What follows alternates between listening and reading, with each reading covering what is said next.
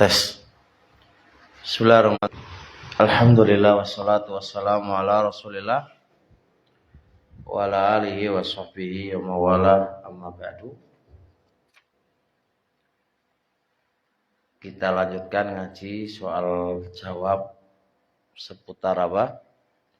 Akidah atau tauhid, dan kita nyampe di halaman berapa? 63 ya. Halunaka itu ya? Ya. Tab ini nggak dibaca Pak, langsung aja ke 64 ya.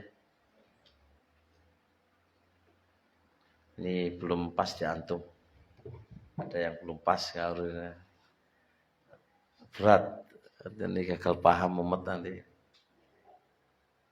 Tab. Masalah yang 64 ya, langsung. Hal yajuzu, apakah boleh ayyuj'alallahu, Allah dijadikan syafi'an alal khalqi, pemberi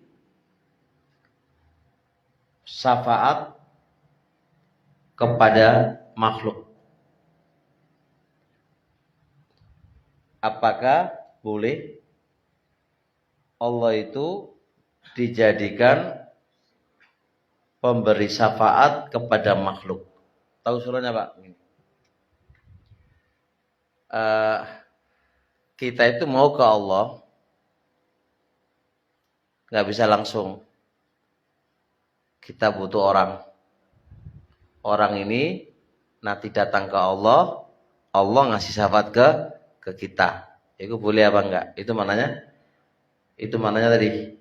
Boleh enggak Allah itu dijadikan pemberi syafaat kepada makhluk, tapi melalui orang. Baik, melalui orang. Jadi kita kayak yang terjadi di masyarakat kan gitu. Kita langsung ke Allah itu enggak bisa, karena kita makhluk yang penuh dosa dan maksiat. Makanya kita datang ke kuburan para wali, kuburan orang soleh atau apalah, nyampaikan Pak Wali, Pak Soleh, ya saya itu banyak dosa, sampaikan permintaan saya ke Allah melalui Bapak nanti yang paham ya? Jadi Allah dijadikan pemberi syafaat kepada makhluknya melalui apa? Perantara tadi. Kebayang nggak Pak? Boleh nggak ini? Ini pertanyaan boleh apa enggak? Hah? Ya. Dia tidak berdoa kepada si dia enggak. Jadi dia dijadikan perantara ke Allah. Paham ya? Dia bukan berdoa kepada si mayit itu enggak loh ya? Enggak. Jelas ya? Baik. Nah ini boleh apa enggak?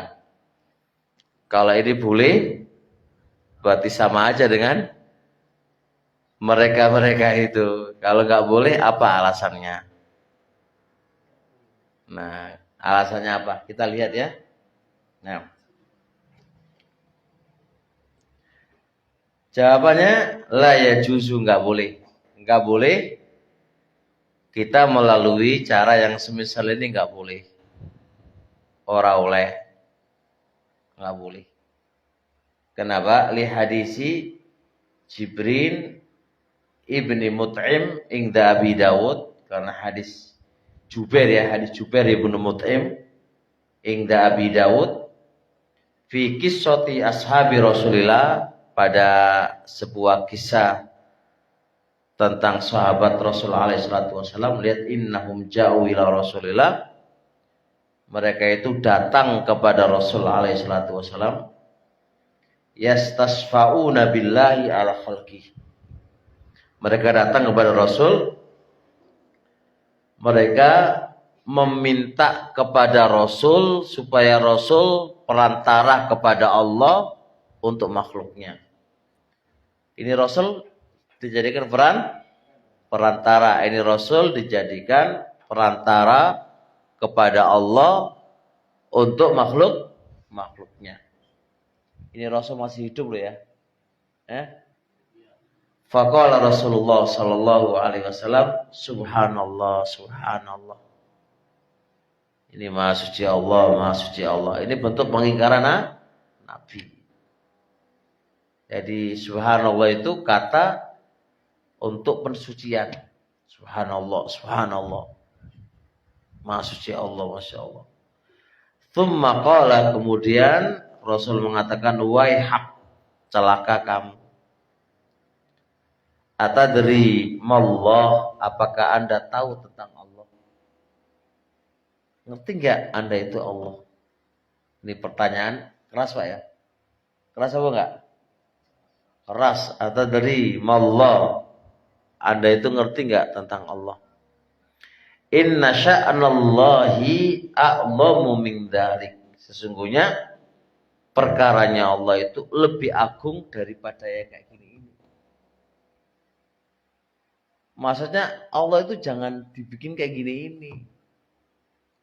Perkaranya itu lebih agung daripada saya harus menjadi wasilah kamu ke Allah.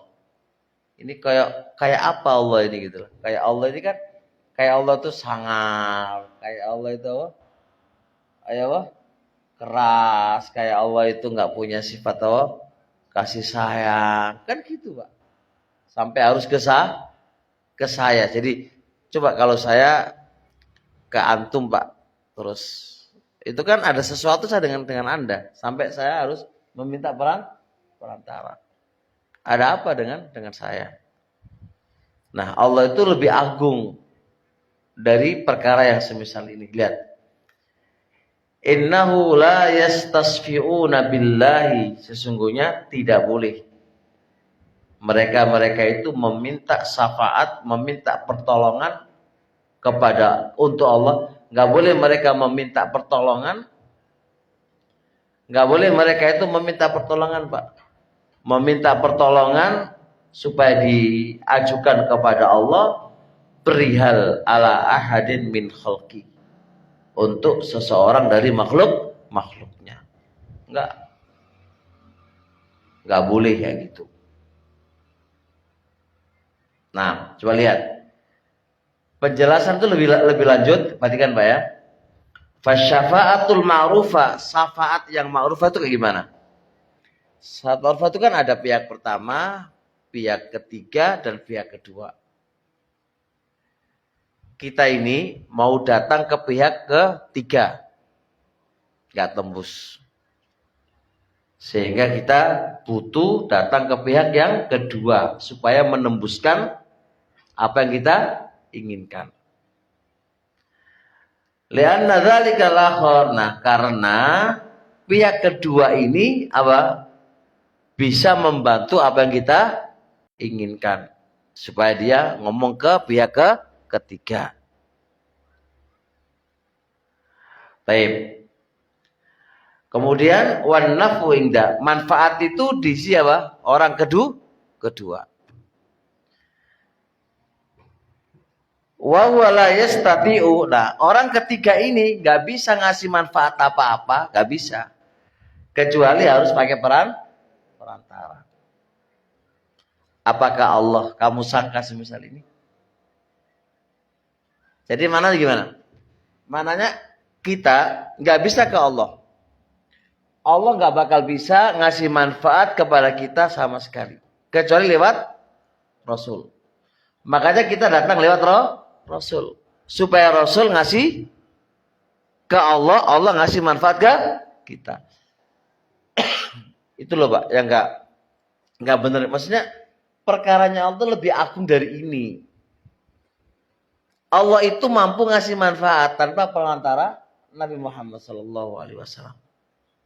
Allah itu mau membantu kamu, nggak membantu kamu, itu Allah punya kemampuan, nggak mesti harus melalui Allah. Nah, kayak gini sekarang. Terjadi nih Pak, kita mau ke syekh ini, ke syekh. Syekh ini nggak bisa ngasih apa-apa ke saya. Kecuali melalui pintu si A. Kalau si A nggak bilang oke, dia nggak bisa. Nah, jadi Syekh ini gambarannya taruhlah dia Allah. Paham ya? Terus si A ini siapa? Nabi Muhammad SAW. Allah nggak bisa ngapa-ngapain kecuali apa? Kuncinya lewat Nabi Muhammad SAW. Ini nggak benar. Paham ya? Nah, kalau Anda jadikan Allah kayak gini ini nggak boleh. Saya pakai subhanallah. Tahu nggak kamu itu tentang Allah? Tahu nggak Allah itu? Masa gerakan Allah terkunci gara-gara terkunci pada orang tertentu? Enggak lah. Berarti kan Allah didikte sama orang tertentu. Makanya Allah itu lebih agung daripada ini. Enggak ada yang bisa mendikte Allah. Enggak akan bisa ngasih masukan ke Allah. Enggak bisa. Enggak ada. Makanya kita enggak perlu mencari syafaat ya ke orang lain untuk ke Allah. Kita enggak perlu mengetuk orang lain untuk ke Allah. Karena kuncinya Allah bukan di makhluk tapi di Allah sendiri. Paham nggak Pak? Tapi kenapa Pak? Orang-orang macam ini tidak pernah baca hadis. Oh iya, itu embu Pak. Oh sumbuh itu ngomong. Makanya lihat, fallahu la yajuzu ayyudhanna bihi dzalikal dhannu. Maka Allah tidak boleh diprasangkai dengan prasangka yang semisal ini. Gimana prasangkanya? Dia nggak bisa bergerak apa-apa kecuali harus lewat ini. Nggak boleh Allah kamu prasangka gitu, nggak boleh. Kenapa nggak boleh? Li'annahu dhannu su'in, bila ini prasangka jelek kepada Allah. Ya nggak? Prasangka jelek kepada loh. Syekh saja ini pernah terjadi waktu saya ke Yaman itu. Kita ada isu, kita nggak boleh memasukkan ke Yaman kecuali harus lewat Ustadz A. Berarti Syekh ini tazkiyahnya, rekomendasinya terikat dengan apa? Pengokean Ustadz A ini. Berarti apa? Kita berarti punya prasangka jelek kepada si Syekh tadi kan. Masya Allah, Syekh ini ternyata gerak-geriknya diikat sama si Ustadz ini. Ya enggak? Berarti dia gak punya kemampuan apa-apa. Jadi kayak boneka yang menggerakkan siapa? Si Ustadz tadi. Masa kamu punya prasangka gitu kepada Allah? Kalau Anda punya begini, berarti Anda punya prasangka jelek kepada Allah. Fallahu la yasluh, Allah tidak layak ayyuj'ala wasitatan li ahadin, dijadikan perantara untuk memberi kebaikan kepada orang lain. Gak bisa. Allah itu dijadikan perantara untuk berbuat baik kepada orang. Gak bisa. Bal huwa yamlikul umura, dialah yang memiliki perkara semuanya. Gak perlu kita harus ke orang lain. Langsung aja ke Allah Subhanahu wa ta'ala. Ya. Apa bedanya meminta syafaat sama meminta doa? Beda jauh. Kalau minta syafaat kan kayak tadi. Jadi kita nggak bisa ngetuk Allah kecuali harus melalui si perantara ini. Jadi ruangnya Allah tergerakkan kan? Ruangnya Allah terbatasi kecuali apa? Dengan izin si makhluk ini. Kalau minta doa satu, kita tidak menjadikan dia itu perantara, pembatasan itu tidak. Dan kita nggak meyakini itu. Jadi beda dengan keyakinan, Pak. Jadi kalau kita, tolong deh saya doakan supaya saya tidak meyakini bahwasanya dia yang mengetuk Allah supaya apa? Diokekan, tidak. Paham ya? Cuma melalui dia doa kepada Allah, ya terserah Allah masihan gitu.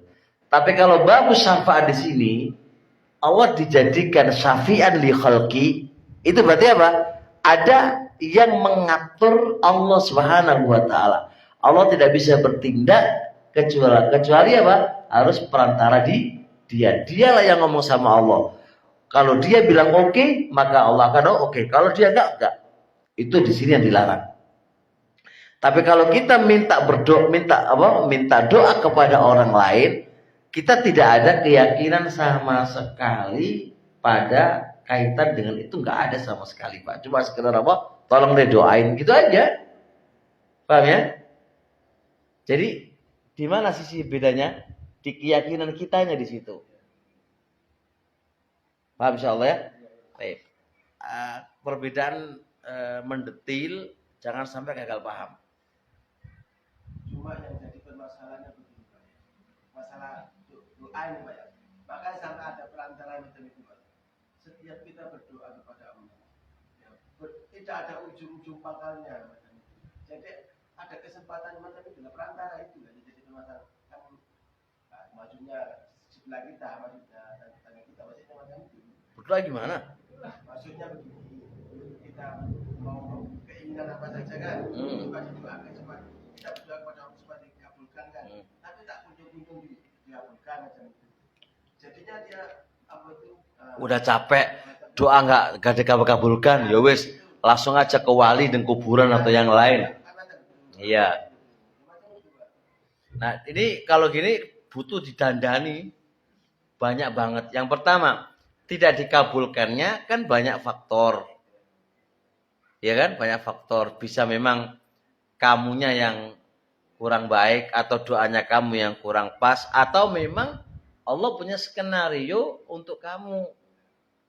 Allah nggak mengabulkan apa yang kamu minta, tapi Allah memberikan sesuatu yang seimbang dengan yang kamu minta.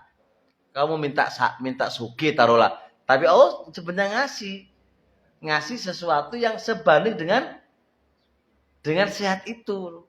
Kayak tadi, kayak sehat.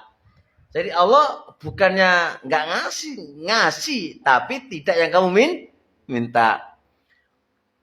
Atau memang Allah nggak ngasih memangnya, supaya dia selalu meminta, karena meminta pun sebuah ibadah. Kan begitu. Jadi banyak sebab itu. Nah, ketika seorang hamba ini gagal paham, wah doaku ini orang manjur karena apa? Aku banyak dosa, aku tak bertawasul. Nah, tawasul apa? Menjadikan dia syafi'an. Nah, saya datang ke si kuburan itu. Kuburan nanti yang mengode Allah Subhanahu wa taala. Lah wong kuburan kok iso ngode Allah tekan ndi gitu kan? Oh, dia udah mati gitu kan. Kalau dia sudah hidup, maka Anda itu meminta syafaatnya atau meminta doanya. Ini kan tinggal ditanya gitu kan. Kalau Anda meminta syafaatnya, maka dia menjadi perantara ke Allah. Allah akan memberikan manfaat kepada saya melalui kodenya kamu. Lah ini kacau. Berarti Allah diatur oleh dia. Tapi kalau sekedar aku doain deh. Aku doain ya, doain semoga aku. Ya udah kan sekitar itu aja. Enggak ada istilahnya menyetir Allah, wala Allah terbatasi dengan kode si makhluk ini, kan enggak ada begitu.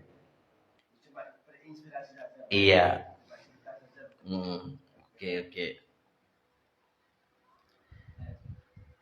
Jadi Allah itu kayak apa begitu kan?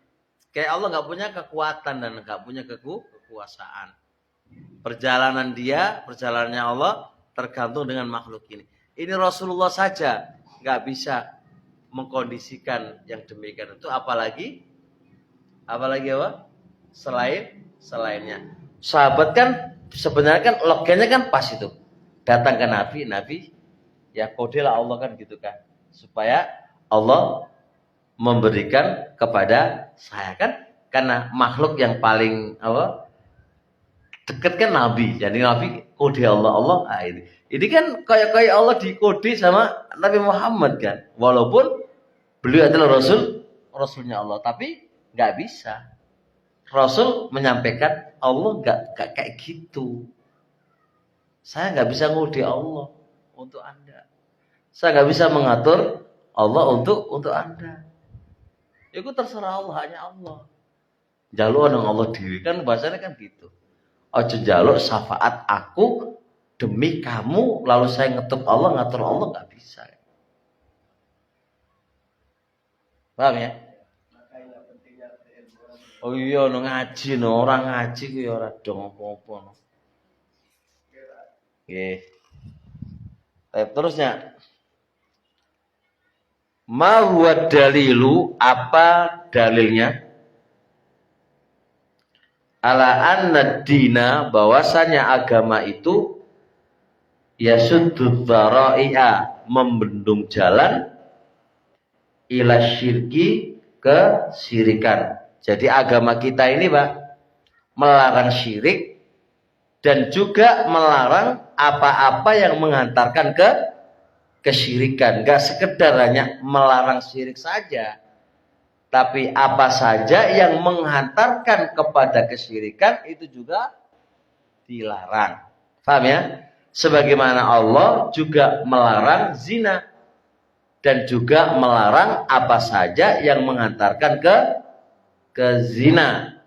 Allah juga melarang berkorupsi. Apa saja yang menghantarkan kepada korupsi ya dilarang.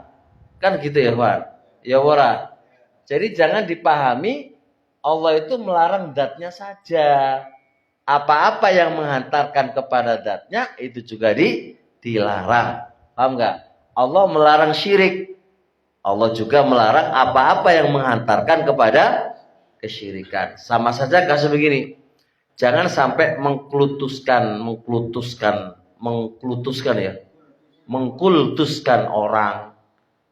Itu karena menghantarkan ke kesyirikan. Ustadz meninggal, Ustadz siapa meninggal. Jadi jangan sampai kita jadikan orang itu menjadi apa? Kayak nabi, kita sampai hulu. Kenapa tuh hulu? Karena jangan sampai kita membawa kepada kesyirikan. Kan gitu loh, Pak. Kita dilarang oleh syariat untuk fanatik. Nah, makanya apa-apa yang mengantarkan kepada kefanatikan itu juga dilarang. Paham nggak? Itu semuanya ada efeknya, nggak hanya kepada zat saja. Kalau Allah melarang tidak boleh berbuat zina, berarti ya seluruh faktor yang mengantarkan itu jangan dilakukan, dibuntu, ditutup rapat. Kita lihat, datang hadithu Abdillah kurang ya, Abdillah ibni Sakhir. Qala intolaqat wafdu Bani Amir, telah pergi utusan Bani Amir ila Rasulillah, kepada Rasulillah. Faqulna, lalu kami berkata, anta sayyiduna, Masya Allah, kamu adalah Tuhan kami. Faqala, kata Nabi, as-sayyidu Allahu, Tuhan adalah Allah. Baik ya. Kulna, kami katakan, afdaluna fadlan wa a'dhamuna taulan. Afdaluna, kata mereka lagi, orang yang paling afdal, orang yang paling mulia dari kami, yang punya kemuliaan, wa a'dhamuna taulan, dan orang yang paling agung kedudukannya. Jadi dia bikin kata engkau adalah Tuhan kami, dibantah oleh Rasul ya, Tuhan adalah Allah. Mereka bilang lagi, orang yang paling afdol, engkaulah orang yang paling afdol dari kami, dan engkaulah orang yang paling memiliki kedudukan dari kami. Faqala, katanya, qulu biqaulikum, ucapkanlah oleh kalian dengan ucapan kalian, tapi ingat, wala yastajrimannakum syaiton, hati-hati syaitan jangan sampai menggelincirkan kalian. Jadi memuji Rasul boleh. Tapi jangan sampai apa? Syaitan menggelincirkan kalian lalu terjadi hulu kepada Rasul alaihi salatu wassalam. Bisa dipahami enggak? Paham enggak? Nah, ini adalah dalil membendung syirik. Rasul membendung syirik ini. Bilang, anta sayyiduna. Enggak, Sayyid adalah Allah. Terus dia bilang, engkau adalah orang yang paling afdol dari kami. Engkau lah orang yang punya kedudukan. Kan benar kayak itu. Tapi kan Rasul ngasih wanti-wanti apa? Jangan hati-hati. Ucapkanlah apa yang kamu ucapkan, tapi hati-hati. Jangan sampai syaitan apa?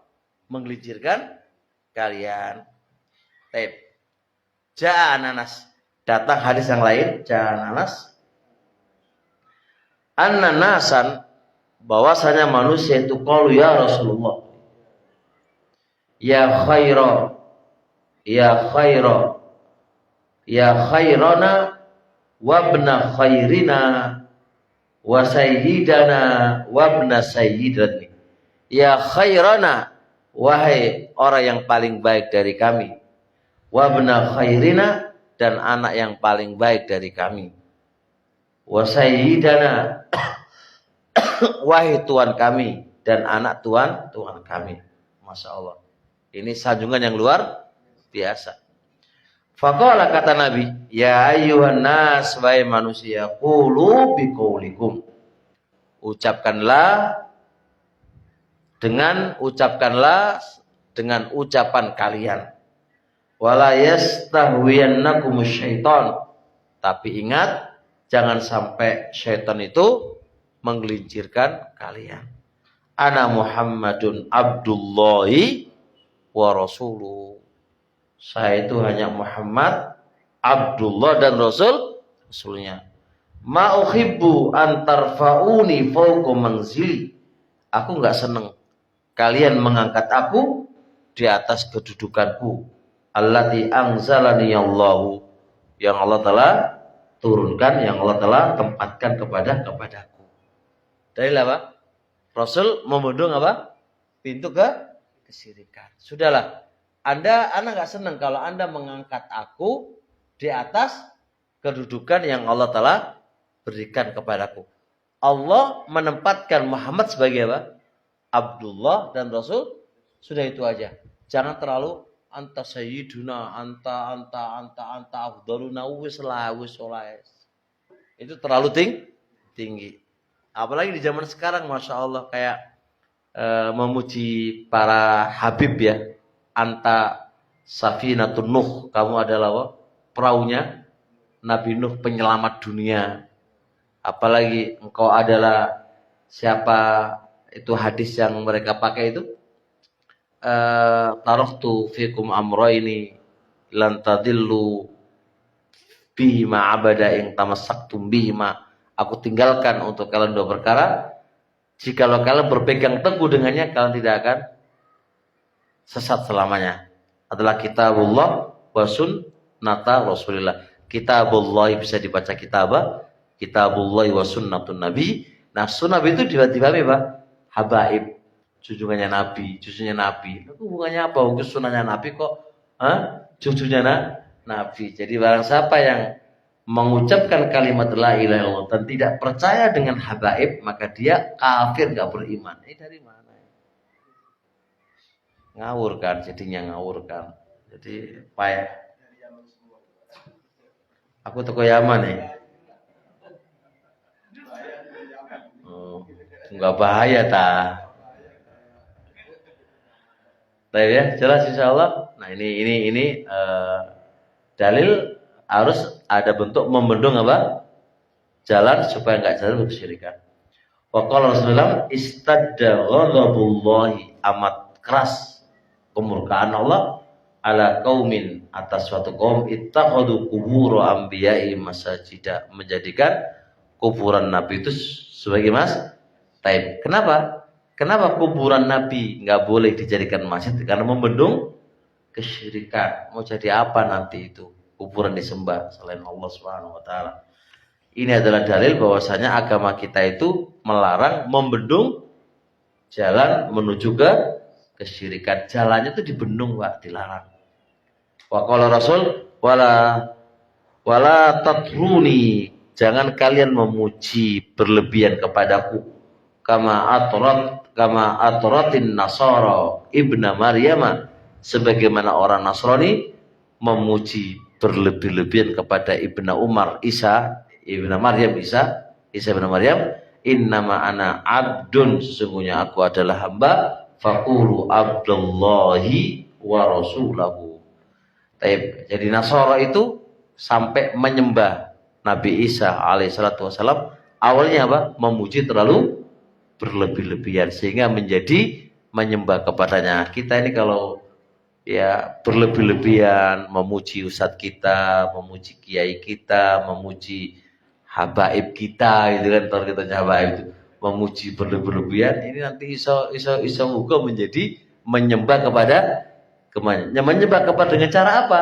Menghalalkan apa yang mereka halalkan, mengharamkan apa yang mereka ikut. Tadi syirik taat di situ, syirik taat. Kita nggak boleh membantah, nggak boleh pokoknya harus tunduk patuh kepadanya. Terusnya, hal yajuzu itlaqu as-sayyid al-syakhsi, apakah boleh mengitlakkan kata sayyid, kata tuan kepada seseorang? Apakah boleh mengitlakkan, memberikan kata tuan kepada seseorang? Di sini ada dua hadis yang terjadi pertentangan. Hadis pertama, hadis Abdullah bin Syakhir qala inna Rasulullah. Ini pertama hadis yang kita baca tadi kan, Abdullah bin Syakhir qala inna ila Rasulillah, dia datang kepada Rasulullah, qala anta sayyiduna, kata Abdullah bin Syakhir itu, engkau adalah tuan kami. Faqala, kata Rasulullah, as-sayyidu Allahu. Berarti apa? Enggak boleh memberikan kata sayyid kepada apa? Makhluk. Karena saya itu miliknya Allah. Bisa dipahami nggak ini?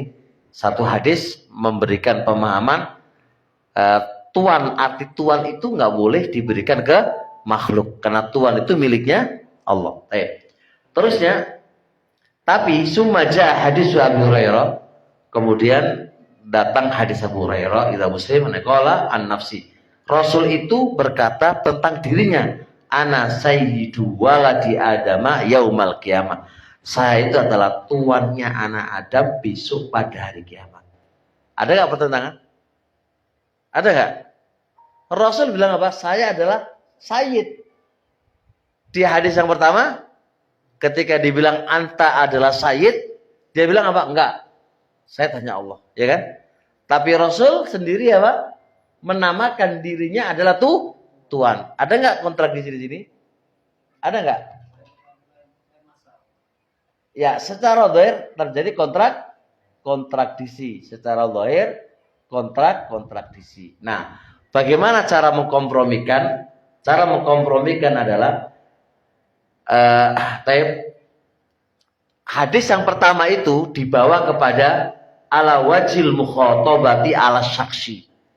Konteksnya kalau kita langsung ke Nabi, engkau adalah tuan, itu nggak boleh. Jadi langsung diberikan ke orang, paham ya? Nah, yang kedua itu menghabarkan. Nah, kalau menghabarkan itu boleh, paham ya? Ini kan Rasul menghabarkan, aku adalah tuannya anak Adam, menghabarkan aku adalah tuan gitu kan. Tapi kalau langsung mengarah kepada orang tertentu, engkau, ini kan mengajak bicara toh. Langsung kata itu diberikan kepada orangnya, engkau adalah ini, itu nggak boleh. Tapi kalau bentuknya menghabarkan, itu nggak ada masalah. Mudahnya, jadi cara mengkompromikan dua hadis yang dohirnya ta'arud.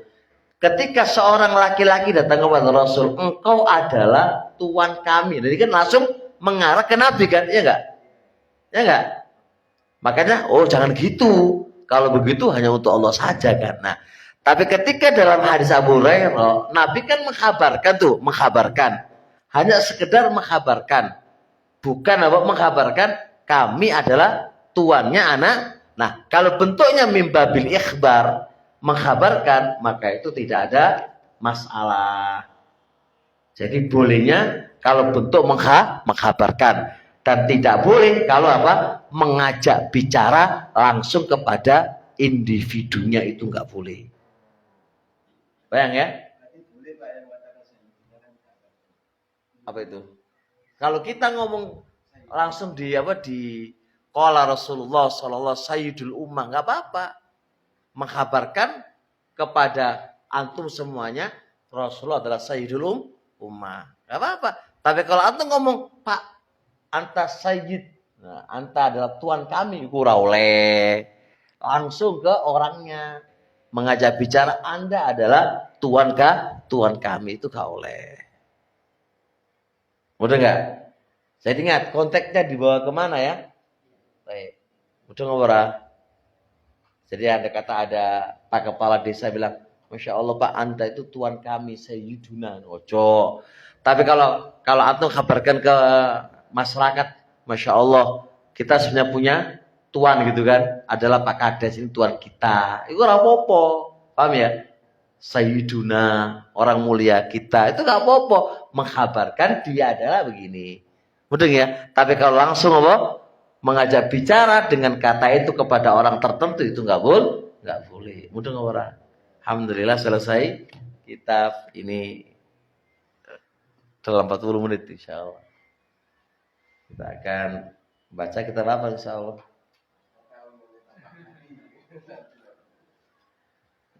Nggih, monggo nanti tinggal besok kan ada taklim tuh minggu depan segera dianukan, karena sebulan kan 2 kali, saya di akad keempat, Jumat keempat, Kamis keempat, sama Kamis pertama, Kamis kedua, ketiga saya nggak ada. Baik. Subhanallah wa bihamdihi, asyhadu an la ilaha illa anta, astaghfiruka wa atubu ilaik. Assalamualaikum warahmatullahi wabarakatuh.